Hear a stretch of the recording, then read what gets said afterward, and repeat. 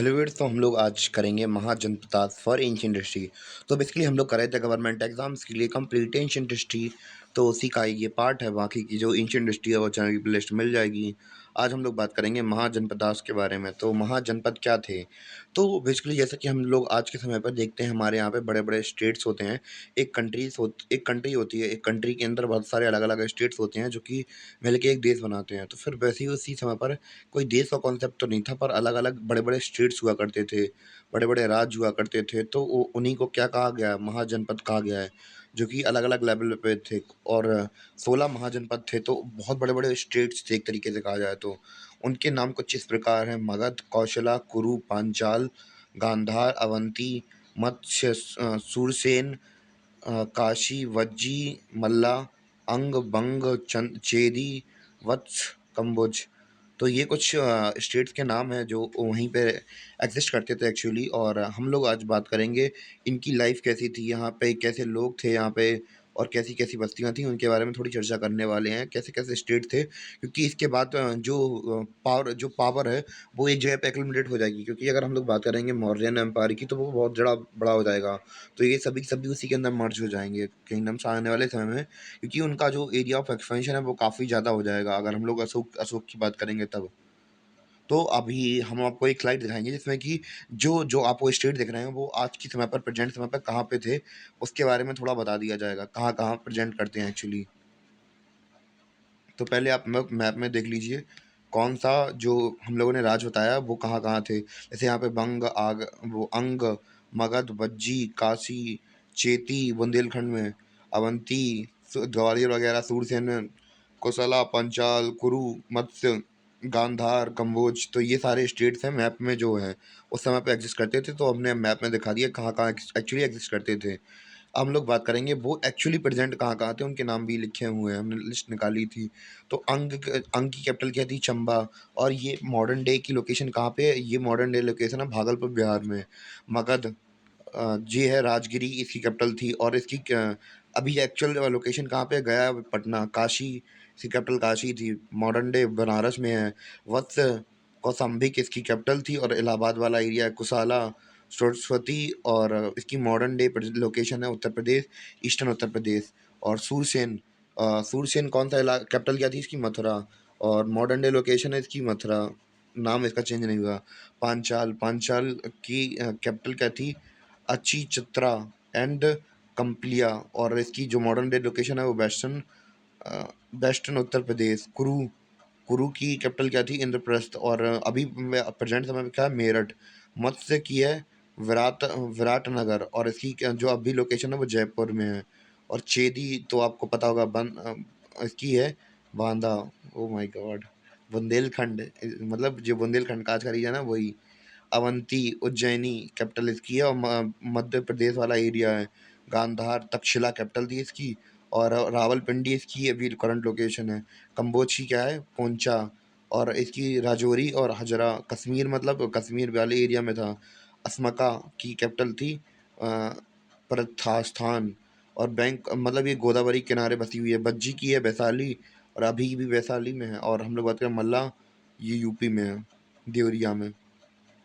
तो इतनी इंपॉर्टेंट बातें जान ली कि कौन कौन से स्टेट की लोकेशन कहाँ कहाँ थी।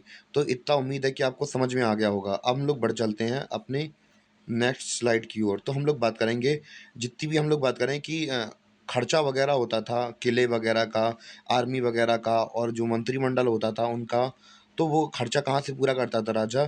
तो वो लोगों के ऊपर टैक्स लगाता था, लोगों के ऊपर टैक्स लगाता था, और उनसे ही टैक्स को इकट्ठा करता था। और टैक्स इकट्ठा करने के बाद क्या करता था? अपने जे सब खर्चों में उड़ा देता था। और हम लोग बात करें, और दूसरा क्या था सोर्स ऑफ इनकम? दूसरा सोर्स ऑफ इनकम ये था कि वो जो पड़ोसी राज्य थे उनके ऊपर अटैक कर दो, और उनके पास जितना भी सोना हो या फिर उनका खजाना हो सब लूट लो, और बस पावरफुल बन जाओ। और हम लोग बात करेंगे हर महाजनपद क्या होता था, हर जब महाजनपद का मतलब रूलर का यही नियम था कि उसकी एक कैपिटल होगी, कैपिटल शहर के अंदर वो अपना जो किला है उसे मतलब बड़ी बड़ी दीवारों के अंदर कैद कर लेगा। तो ये चीज़ें इंपॉर्टेंट थी। और आगे की बात करें, ये बड़े बड़े किंगडम्स के बारे में हो गया। हम लोग बात करेंगे छोटे छोटे किंगडम्स के बारे में, कि छोटे छोटे जो किंगडम थे या राज्य थे वो कैसे कैसे कैसे बटे हुए थे। तो छोटे छोटे जो प्रदेश थे वो गणा या संघ में बँटे हुए थे या फिर जनपद कह लीजिए और इसको हेड करते थे मतलब 5-6 लोगों का ग्रुप होता था। Ruled by group of people यानी कि 5-6 लोग होते थे। एक एक मान लीजिए मंत्रिमंडल बना दिया तो उन्होंने कह दिया कि भैया 2 साल के लिए 3 साल के लिए हम राजा बन जाएँगे, उसके बाद तुम बन जाना, उसके बाद तुम बन जाना। तो लाइन बाय लाइन ऐसे करके राज करते रहते थे वहाँ पे। उम्मीद है कि आपको समझ में आ रहा होगा। हर एक पर्सन जो कि ग्रुप में रूल कर हर पर्सन जो रूल करता था, उसे राजा की तरह कंसीडर किया जाता था। अब हम लोग बात करेंगे जो सबसे पावरफुल महाजनपद थे। अब हमें पता है कि हायरार्की हर जगह हमें देखने को मिलती है, तो उन राज्यों के अंदर भी हायरार्की थी, यानी कि को सबसे पावरफुल स्टेट कौन-कौन से थे। सबसे पहले हम लोग बात करें सबसे पावरफुल था कौन? हमारा मगध। मगध साम्राज्य के महाराज चंद्रगुप्त मौर्य और धनानंद, ये आप लोगों ने सुना होगा अगर आप लोग पुरानी सीरीज़ वगैरह बनती रहती थी इन पे।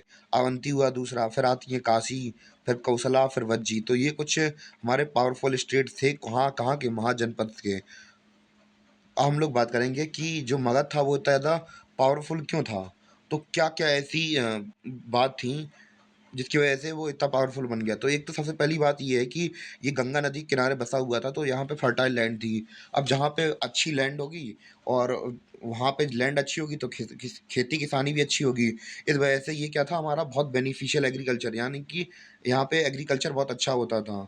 आयरन ओर माइंस यानी कि यहाँ पे हमें लोहे की खदानें तो हमने पहले ही समझ लिया था कि यहाँ पे इस वाले रीजन के अंदर हमें वो लोहे की खदानें मिल गई थी, क्योंकि इस समय पर लोहे की खोज हो चुकी थी।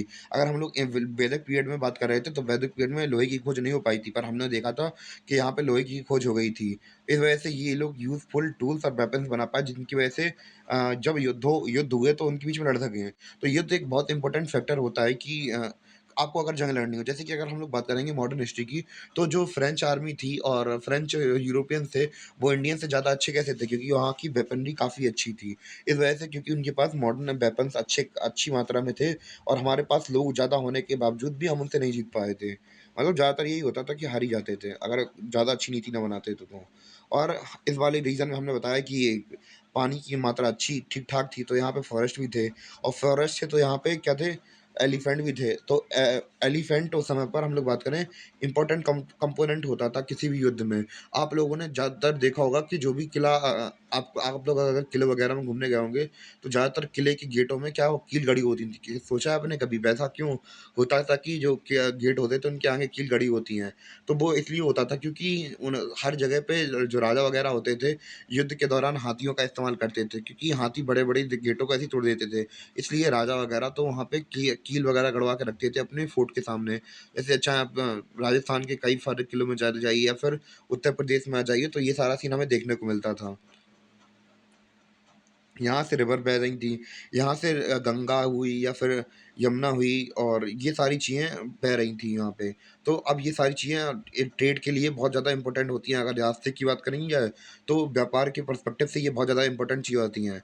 और दूसरी चीज़ ये थी कि यहाँ के जो राजा महाराजा थे, वो बहुत ज़्यादा पावरफुल थे, यानी कि दबते नहीं थे किसी के। तो फिर इस वजह से यहाँ के राजकाल बहुत अच्छा हो गया और क्योंकि हर्यंका राजवंश था, तो सुनाग राजवंश था, नंद वंश था यहाँ पे और भी हम लोग बात करेंगे और भी इस चैप्टर के अंदर हम लोग ऐसे-ऐसे राजाओं के बारे में बात करेंगे, बहुत पावरफुल थे। जैसे कि मैंने अभी आपको बताया, जैसे कि एम्बिशियस रूलर और उनकी अच्छी पॉलिसीज़ थी, जैसे बिम्बिसारा, अजातशत्रु हुए, महापद्मानंद हुए, तो ये सब पावरफुल रूलर रहे हमारे अपने समय के। अब हम लोग बात करेंगे 6th सेंचुरी में मगध कैपिटल था।